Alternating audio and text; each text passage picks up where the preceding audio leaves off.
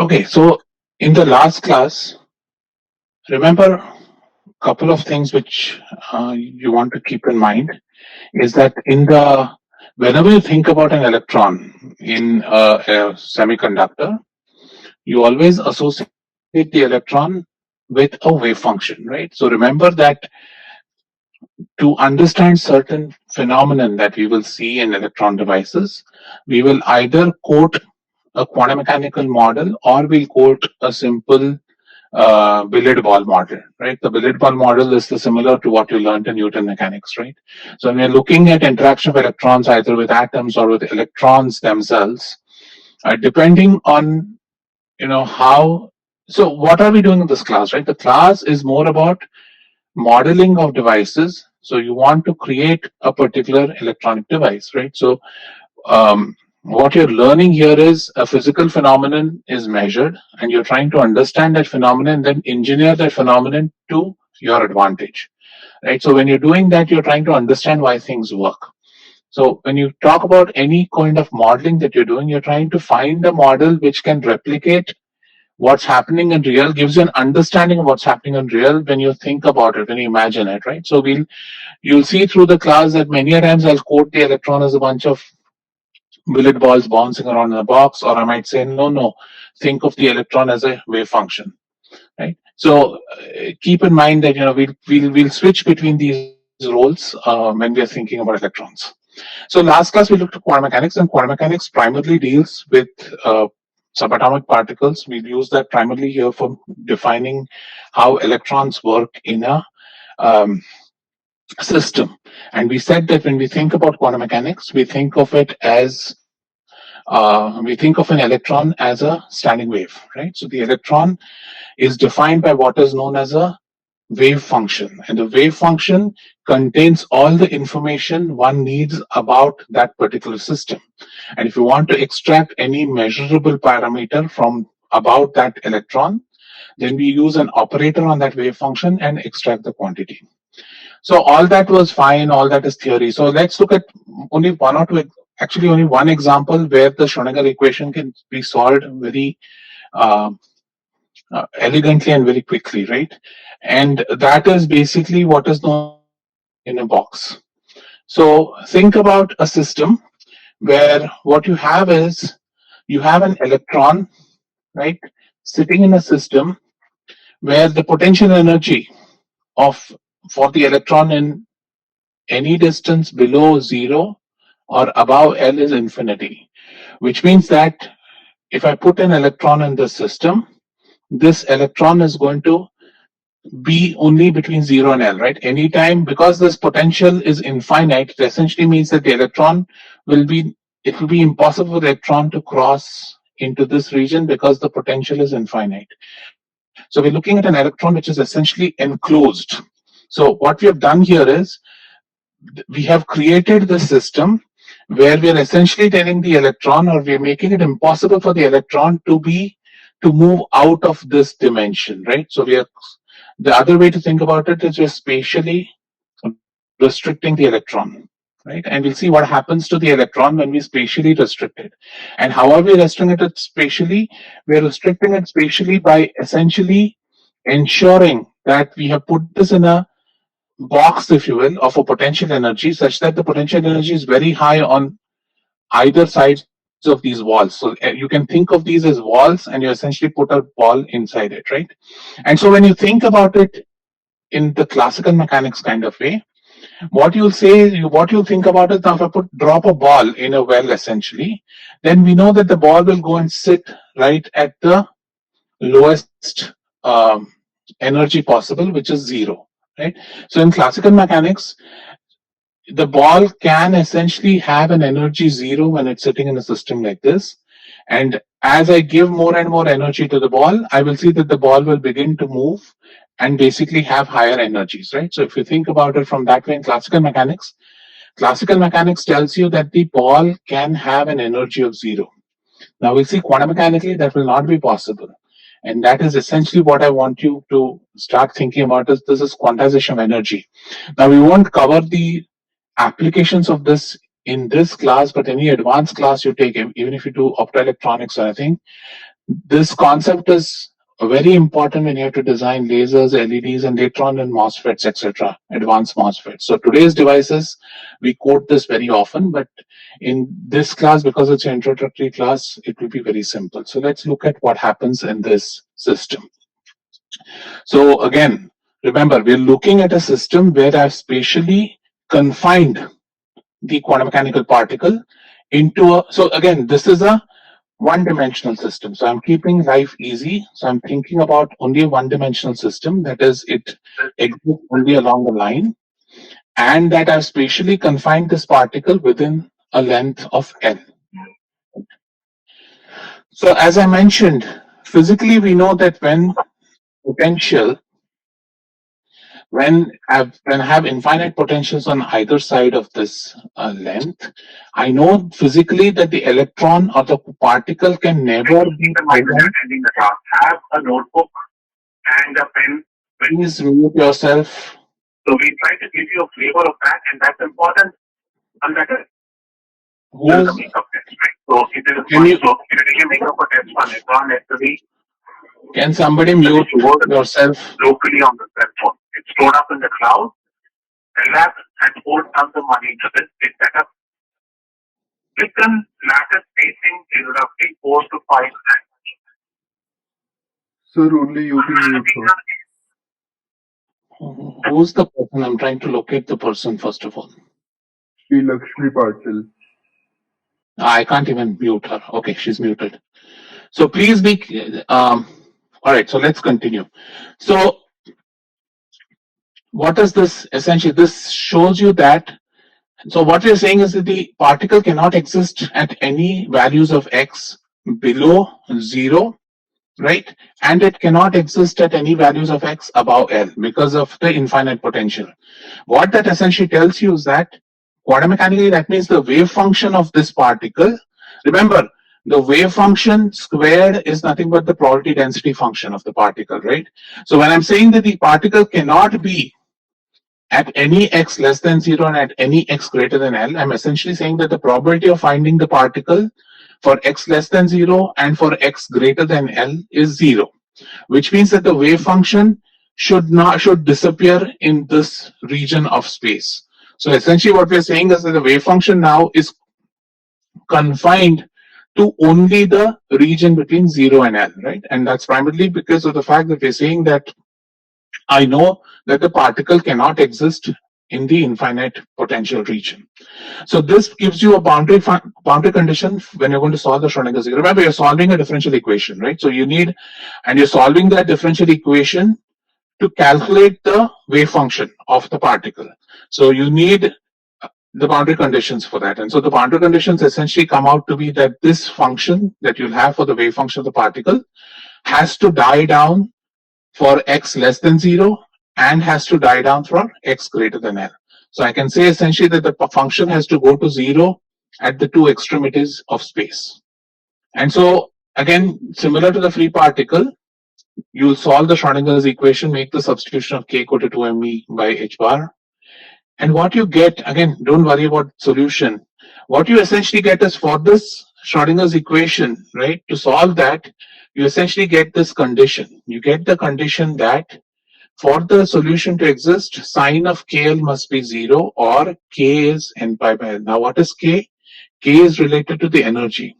So what you're now seeing is the momentum of the particle cannot be continuous. The momentum of the particle, remember, momentum of the particle is given by h bar k, right? If you think about a free particle.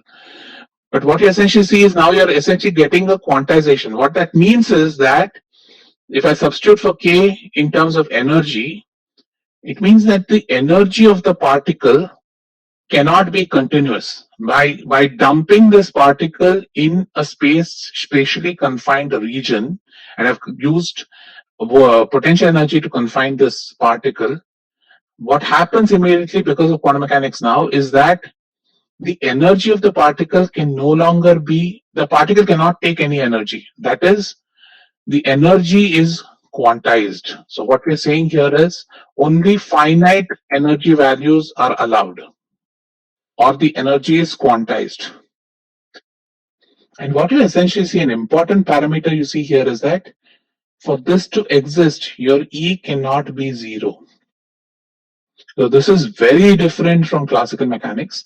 That is that when I put a particle, when I confine the particle in in space, what I'm essentially doing is the particle has to have a minimum energy. Its energy cannot be 0, right? Which means that when I'm pushing this particle into this box, if you will, then it cannot have a 0 energy inside the box. It will have some finite energy in the box. And if you look at how the wave functions look like, you'll essentially see things like this. So n is equal to 1. This is the lowest order wave function, which is a sine wave. And then you see multiple sine waves which show up. Now, think about it. So let me ask you a question. If I'm going to, suppose I had a probability density function, which look like, remember this is a sine wave, this is the wave function. So probability density function will be sine squared, right? So if I tell you that, so I'm telling you that n is equal to 1, this is a sine function, which means that it dies down at 0 and L. So this is 0, this is L. And now, so the probability density function of this particle will be given by sine squared, right? Which will be essentially a sharper function than this.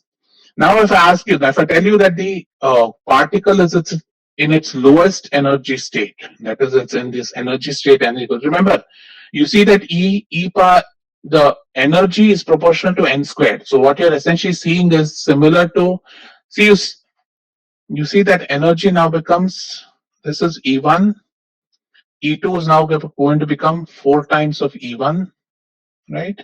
And E3, suppose I draw a break in the axis, E3 is going to be 9 times of E1, right?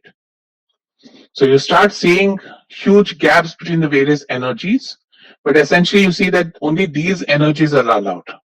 Now, going back to this, so another powerful thing of this you'll see is that at the lowest energy level, say if I say that the quantum, so if I think about the particle can be, so in the most generic case, I'll call these, and this is only for those of you who are curious about quantum mechanics, this is phi 1, phi 2, etc. So in the general case, I'll say that the net wave function of the particle, right, is a linear combination of all the wave functions. So A1 psi 1 plus A2 psi 2, etc. Right? So the particle can exist in a linear combination of wave functions because each wave function solves the Schrodinger equation. But what becomes cool is you'll see now in this lowest, now let's look at the lowest energy. When the particle is in its lowest energy, this is the wave function. So the probability density function is the sine squared function, which looks like this. Now, if I ask you what is the expected value of the position of the particle, what can you say? So if this is your probability density function, and if I ask you what is the, where do you think the particle will most likely be? If I tell you that the particle is in its lowest energy state, what can you tell me? Sir, in the middle. Right, it will be at L by 2, right? So what this is saying is at its lowest energy, again, this comes from Heisenberg's principle also, that you'll see that the particle will most likely be found here. If I give it more energy, then what happens is if I send it to the second state, its probability density function looks like this. So you'll find it either here or here, right? And similarly, if you look at the third thing, you'll start seeing density functions like this.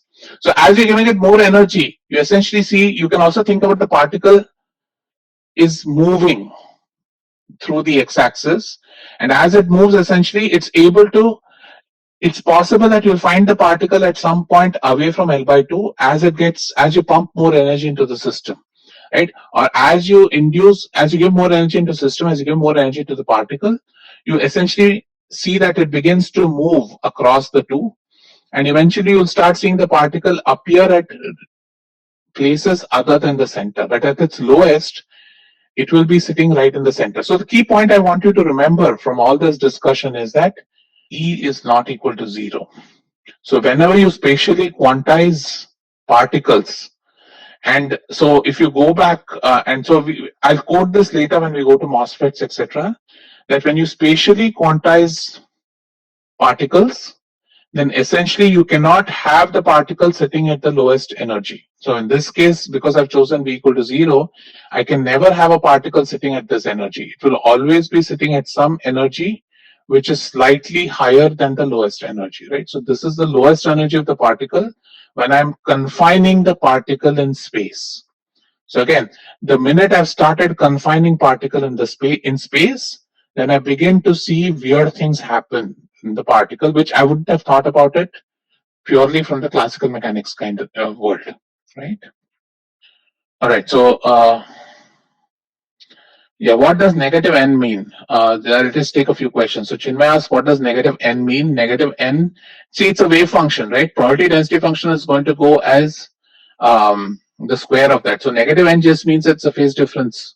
So instead of having a sine wave on top, you're going to have a sine wave which is in the bottom. But eventually the probability function is going to be the same. So when you look at the probability function for n is equal to 1 and n equal to -1 is going to be the same. Negative amplitude. So wave function amplitude means nothing, right? It's the square of the wave function that is the probability density function. Okay. So I think the rest of you kind of get what's happening here. So now let's look at it from the point of view of a particle, right? So we know in the free space, we said that I can think about, I can call the momentum as h bar k, and I can essentially think of, so I'm basically invoking classical mechanics here, and I'm saying that a free particle in a quantum mechanical system can be thought of as essentially nothing but a particle with kinetic energy. So the relationship between E and momentum is given by its parabolic relationship. Now this is important because this is how we will define energy spaces in semiconductors. So it's very so keep this EK diagram. So this is known as the EK diagram, and we'll keep coming to it all the time because this is the way we talk about electronic structures in semiconductors, right? So we'll see that we'll define what is known as an EK diagram for a semiconductor. We'll start that lecture if I have time today. So now, how does a free particle look? So a free particle, if I were to plot its EK diagram, essentially looks like this, right? That is, it's a continuous function of the momentum of the particle, and the energy is given by the momentum of the particle. So my EK diagram is a simple parabolic function. And this is true. So any free particle in the quantum mechanical world or in the classical world essentially has energy which is proportional to momentum squared, right? Now what happens when you quantize this? So the minute you're spatially confining this particle, remember, so here in a free particle, the particle can take any energy it wants and can take any momentum it wants, right? And now what happens is when I spatially confine the particle now, the particle now cannot take any energy. So depending on the confinement, I'm only allowing, so in this case, I won't have this, I'm only allowing certain energy momentum points to exist, right? So only these points, so points 1, so I can call this 1 bar, 2 bar, and 1 and 2, right? So you'll see that points, so particle can be either at point 1, point 2, point 3, or 1 bar, 2 bar, and 3 bar, right? So it follows the old curve of the free particle. Only thing that it doesn't allow, you're not allowing the particle to be in any region, for example, here, right? So here it's a no-no, the particle cannot be there. So the particle has to be at 1 or 2, not at any value between 1 and 2. Okay. Now let's look at a couple of interesting things. You see this En is proportional to, so as I confine, so what does that mean? L is your length of your, is the amount you've confined, right? So if I now suppose I had a confinement of say 20 nanometers and I went down to confinement of 10 nanometers, what happens immediately is my energy levels start to increase. So as I confine the particle more and more, I will push these points up the energy curve and also increase the spacing between these points, right? So as I make the particle more and more confined, I'm basically pushing out the energy levels it can occupy, right? And again, remember this when we go towards the end of the class, when I'll quote this again to you. But as you increase your confinement, right, you're seeing essentially that your energy levels are getting pushed out, right? So the more you confine, the harder it becomes for you to stuff any particle, right? So if you think again, the way to think about it is you're giving a particle energy and you're seeing if that energy, the particle can stay stable in that system or not. So as you start confining the space more and more, what is happening is that your particle is popping out. So which means that suppose I look at the energy as a function, right? So as I keep reducing L, right? So if this is my new L prime, then initially my E1 was here, right? And now my E1 gets shifted to E1 prime. So what happens now is that as I'm confining more, the lowest energy of the particle starts to increase, right? So what we'll do is in semiconductors, we'll use these kind of techniques to select certain particles. Because by playing around with this L and L prime, I can actually pick E prime, E1 prime or E1, and I can use that to select certain particles or select certain energies which I will allow in my system. And why those are important, again, hold till the end of the class for that. Okay. Now, two other very important extensions that I would like to and this is qualitative. You can go into your textbook; it goes into much detail. But there's just two things I want you to think about. So we looked at a case where the particle is sitting in a well which has infinite potential on either side. So let me ask you a question now, and you can tell me qualitatively what happens. So instead of it sitting in an infinite quantum well, I'm sitting in a well which has a potential of V1 and this is V0, right? So let me remind you. So if we think about infinite well, right? In an infinite well, the particle is sitting E1, etc. So I have next E2 sitting here, etc. Right?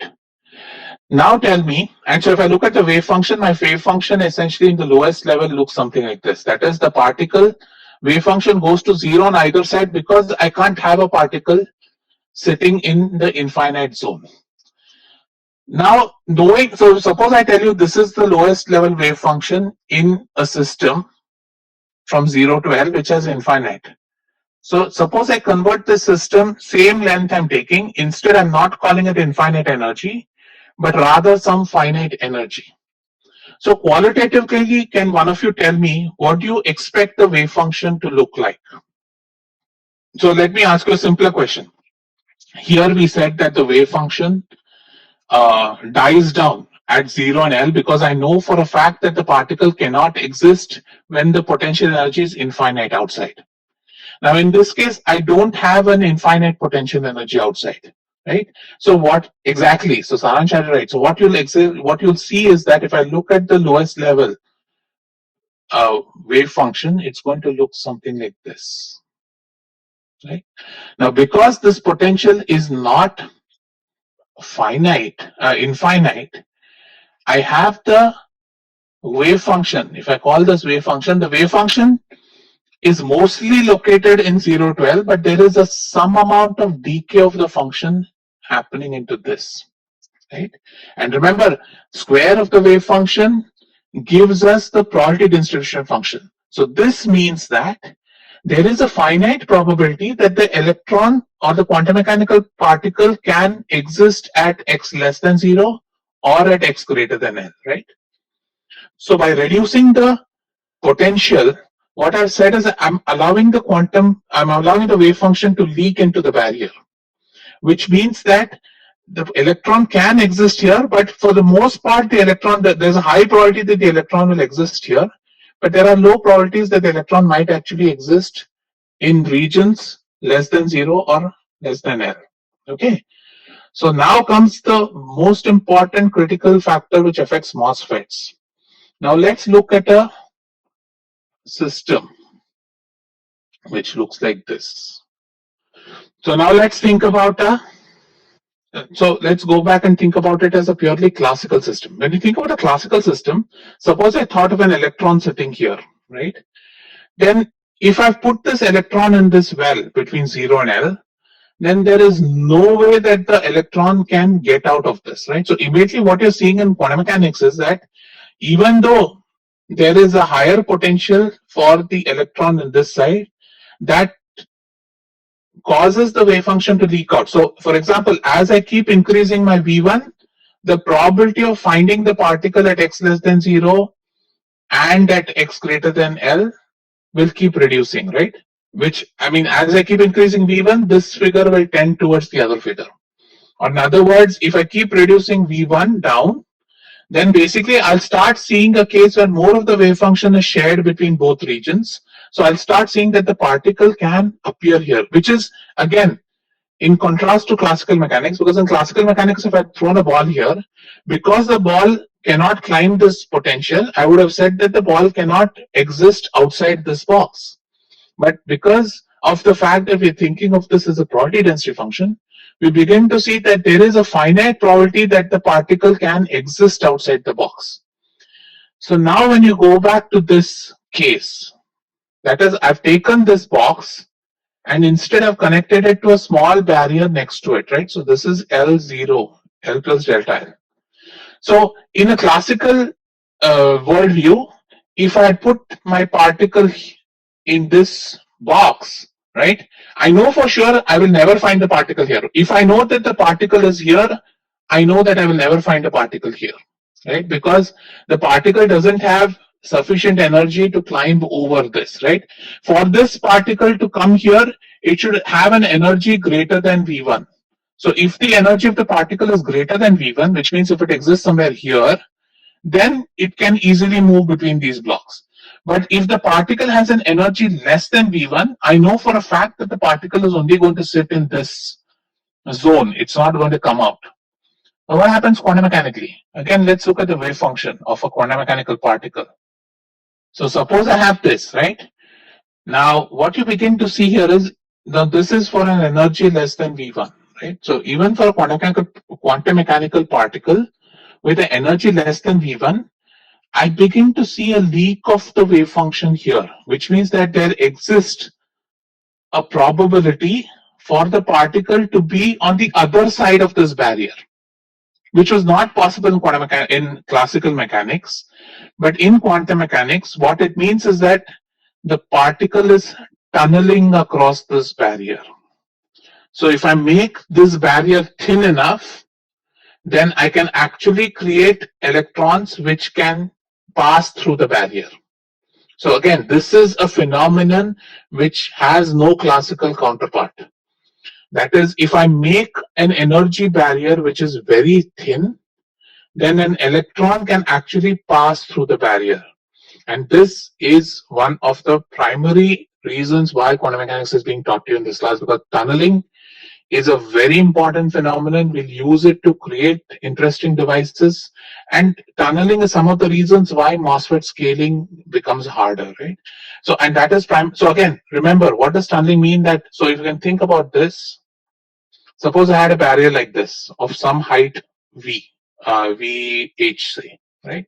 So if an electron had an energy, and this is your zero energy. So if I had an electron which had less energy than VH, right? What I see is that this electron will have a finite transmission probability.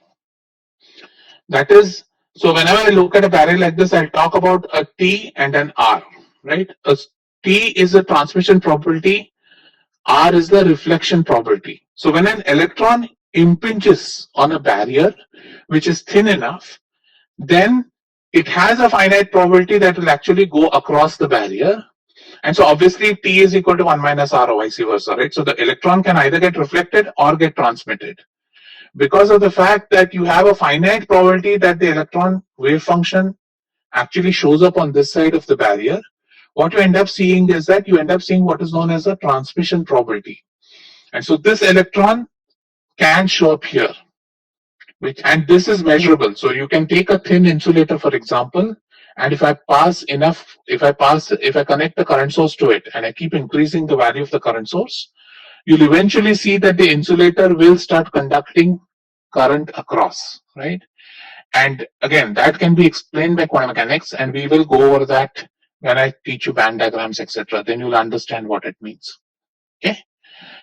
So this is all about quantum mechanics that I need you to know for this class. Again, remember, The math of this is not important, but I want you guys to appreciate the qualitative nature of what's happening.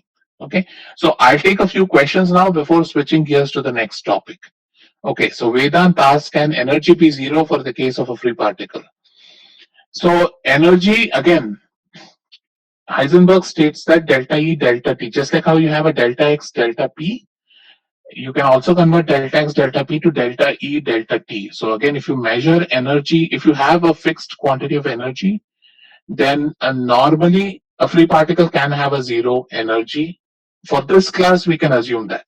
In quantum mechanics, there are paradoxes there, but in this class, you can assume that the free particle will have zero energy. But zero energy particles are very hard to do because at any temperature greater than Kelvin zero, all particles will have energy because most of them are thermally excited, right? So we'll see that particles ideally can have zero energy, but they almost will never have a zero energy. Shreyas asks, what's T and R? So T and R are, T is called as the transmission probability. So it is the probability that the electron can actually surmount this barrier. So T is the probability that if an electron was on this side of the barrier, what is the probability to show up on the other side? So it's the transmission probability. And R is the reflection probability. So the electron will show up here, and there is also a chance the electron will be reflected back. So whenever an electron encounters a barrier, it can either be transmitted or reflected. Okay. What is the function of the barrier? Again, Kaustubh, hold on. We will talk about it later. Right now, you don't even know how to create a barrier. Once I teach you how to create a barrier, then you can look at what you can do with the barrier. Ansh asked, do we please repeat the thing about transmission? So again, when I have, so think about this. Suppose I've created this barrier. It's a voltage barrier. It's an energy barrier, right? Which means that suppose I think about a particle which does not have sufficient energy. So what does the energy barrier mean? It's nothing but if a particle has energy greater than Vh, then the particle can move across the barrier. But we're looking at particles which have energy less than Vh. So when a billiard ball, for example, has energy less than Vh, this looks like an insurmountable wall, right? So what's going to happen is that the particle is going to look at the wall and it has no way, it cannot cross this wall because its energy is less than Vh. Now in the case of quantum mechanics, even though the energy of the particle is less than Vh, the wave function of the particle exists beyond the wall. And so as long as this wall is thin enough, there is a chance that this electron can actually tunnel across this barrier and show up on the other side of the barrier. And so that is the transmission probability or the tunneling probability. So basically what I'm trying to tell you is that this barrier is not hard and fast. It's not a brick wall. In classical mechanics, you assume this is a brick wall. In quantum mechanics, it's a porous material. So which means that some electrons can go through, and that's the probability type. So the probability, so some electrons will go through, and hence you'll see some current on the other side, right? And that the probability an electron goes through this barrier is given by the transmission probability, right? So I can ask you a question, Shreyas, no, Ansh, answer this question. Suppose I reduce delta L. What do you think happens to T? Ansh, you can unmute yourself and ask. So it increases, I guess, because exactly. And what happens if I increase the value of delta? If I increase the value of delta L, then slowly R increases. Exactly. Yeah. So that's the thing you want to remember. So if I want to control my tunneling current, I will control it by, so same thing I can ask you, okay, what happens, suppose I'm looking at a particle of energy E. Qualitatively tell me what happens to transmission probability, suppose I increase VH. It decreases, right? Exactly. So again, you can play with the transmission probability either by reducing the width of the barrier or by increasing the height of the barrier, right? So those are the ways we'll actually engineer things when we learn about tunneling later in the class, okay? So Malay asks, what if E is greater than, yeah. So Malay, good question. So I didn't want to do it, but since you guys are asking, I can quickly tell you what will happen. So when the particle has an energy greater than V1, so it really depends on how much higher than V1 the particle has energy, right? Suppose if the particle has an energy much greater than V1, if it's sitting somewhere here, it doesn't see this. So the particle will look as a free particle. Now, if the energy is only slightly higher than V1, then what happens is that there still exists a tunnel probability and a reflection probability. So when the energy is only slightly higher than V1, then what will happen is the particle will have a finite reflection probability, and that's because it takes some time. So remember, these are wave functions. You can also think of them leaking on the other side because of energy. So as long as as long as the energy of particle is much higher than V1, then it's going to look like a free particle, because then I can approximate this as there is no potential, right? And it's just one potential and I don't care.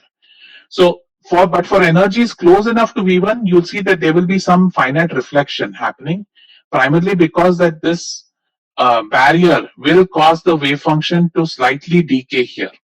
So what you'll see essentially is that instead of having a free wave function, the wave function will be reduced in this region, basically telling you that the particle has a finite reflection probability.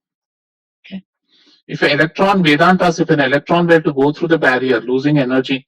So Vedant, that is you're bringing two very complicated issues together. So when you look at this barrier, when you do quantum mechanics, we assume that no energy is lost. The energy is a constant. So all these derivations happen for a given electron energy, right? So the assumption there is that the energy does not change. And that's how we normally design devices. So we don't assume that the energy of the particle changes as it goes through the barrier. So the one other thing, Vedant, which you will again, I don't think I'll be able to teach this in the class this semester, but there are ways by which I can push electrons into the barrier and let them remain. It's not quantum mechanical, but there are different techniques to do that. But we won't do it in this class. We can do it in some advanced classes. Ishan asks, can tunneling also happen for non-microscopic particles? Not that I'm aware of. Sparsh asks, is it possible that the electron would be stuck in between the walls? It is possible, and there is as I said, possible, right? So immediately your question answers it, and you've answered the question itself, right? Because the finite probability that the electron can leak outside, but there's a large probability that the electron will stay within the box, right? Yes, so it is possible that the electron will be stuck between the walls. Now, if you ask me if the electron is going to be stuck in this region, no, it is not going to be stuck. I answered Vedant's question. We're looking at how the particle looks like for a given particle energy. So at that point, we assume that the energy is not changing as we're looking at it. So the electron will never be stuck inside this wall. How do we have a free particle like we can't separate electrons? Chinmay, hold on. Again, when we use statistical mechanics, hopefully it'll become clear. Just asked, what do you mean by thickness of the barrier? Thickness of the barrier is the actual barrier. So suppose I say the barrier is 10 nanometers wide. What does that mean? Thickness of the barrier is essentially delta L. Correct. Height is the energy, and delta L is the width of the barrier. Ansh, please hold on to this. Remember tunneling for now. I will right now, without knowing how a MOSFET works or I can't really teach you why it is important, but keep this in mind. I'll remind you again when this becomes important. Raghav, you're correct. T plus R is always equal to 1. So the electron will never be stuck.